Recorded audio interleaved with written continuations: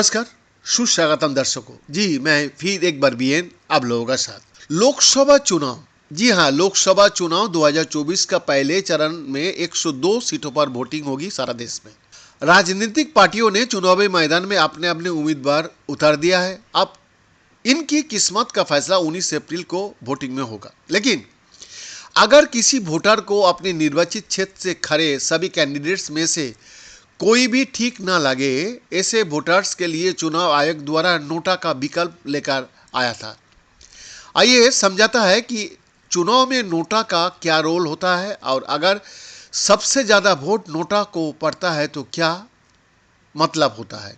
NOTA का मतलब non above the, यानी उपरोक्त में से कोई नहीं। ईवीएम मशीन का इस्तेमाल तो काफी पहले से हो रहा है, लेकिन उसमें नोटा का बटन पिछले दशक से ही शामिल हुआ है।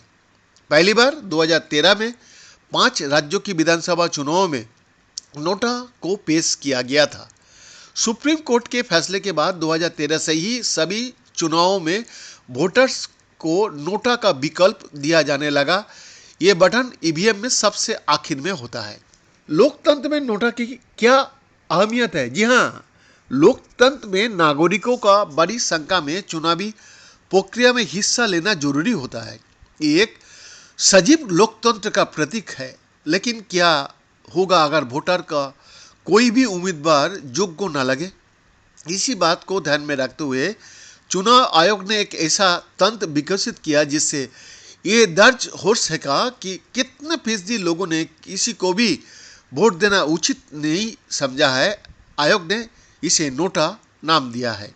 नोटा से आम जनता की चुनाव में राजनीतिक भागीदारी बढ़ती है। इस विकल्प से वोटर अपनी नापसंदी जाहिर कर सकता है। इससे पार्टियों को भी मैसेज मिल जाता है कि उनके द्वारा खड़े किए गए उम्मीदवारों को लोग स्वीकार नहीं करता है और उन्हें बेहतर कैंडिडेट उतारने की जरूरत है। नोटा से पहले तक अगर वोटर को कोई भी उम्मीदवार योग्य नहीं लगता था तो वो वोट ही नहीं करता था। इससे उनका वोट कहाँ चला जाता था। नोटा की नियमों में समय समय पर बदलाव हुआ है। शुरुआत में नोटा के अवैध वोट माना जाता था, यानी कि अगर नोटा को बाकी सभी उम्मीदवारों से ज़्यादा वोट मिलती है तो दूसरे सबसे ज़्यादा वोट पाने वाले उम्मीदवार को विजेता घोषित कर दिया जाता था। आखिरकार 2018 में देश में पहली बार नोटा को भी उम्मीदवारों की बराबर का दर्जा दिया गया है। दरअसल दिसंबर 2018 में हरियाणा की 5 जिले में हुए नगर निकाय चुनाव में नोटा को सबसे ज़्यादा वोट मिले थे। ऐसे में सभी उम्मीदवारों को अयोग्य घोषित कर दिया गया। इसके बाद चुनाव आयोग ने दोबारा चुनाव कराने का फैसला लिया। महाराष्ट्र राज्य चुनाव आयोग का साल 2018 का एक ऑर्डर में नोटा की काल्पनिक चुनावी उम्मीदवार का दर्जा दिया गया है। ऑर्डर के मुताबिक अगर किसी उम्मीदवार को काल्पनिक उम्मीदवार यानी नोटा को बराबर वोट मिलता है तो चुनाव लड़ रहे असल उम्मीदवार को विजेता घोषित किया जाएगा। अगर नोटा को बाकी सभी से ज़्यादा वोट मिलता है तो फिर से चुनाव कराया जाएगा। लेकिन अगर फिर चुनाव कराने के बाद भी कोई उम्मीदवार नोटा से ज़्यादा वोट हासिल नहीं कर पाता है तो तीसरी बार चुनाव नहीं होंगी।